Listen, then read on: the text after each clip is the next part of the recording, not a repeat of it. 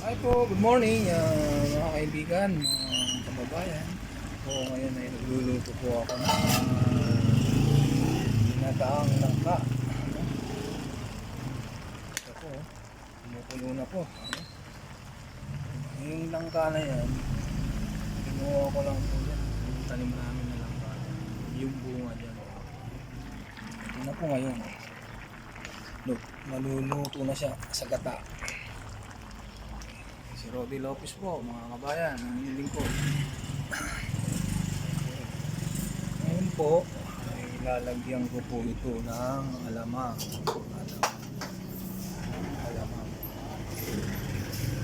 Lagyan natin ng alamang. Para mas malasa. Lagyan natin ng alamang.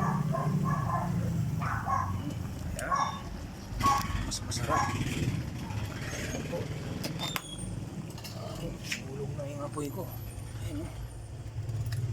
Ang puto ng ng nyug. Baul ng nyug po. Ganyan lang po ang ginagawa ko panluto. Baul lang po ng nyug yan. Yung iskalba ng nyug ko. Ayan po. Medyo okay na yan, no? Ito na yan. Sa kahoy ko po niluto para masarap po.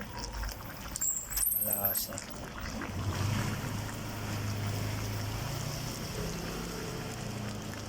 Ayan, no?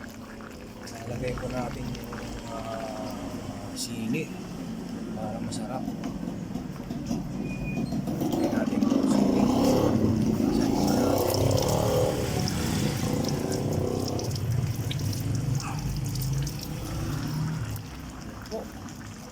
Masarap din po. Ginataang langka. Yung sahog po yan ay yung ano po, yung takpang po.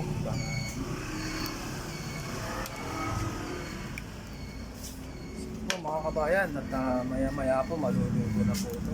Sige po, ingat po kayo mga kabayan.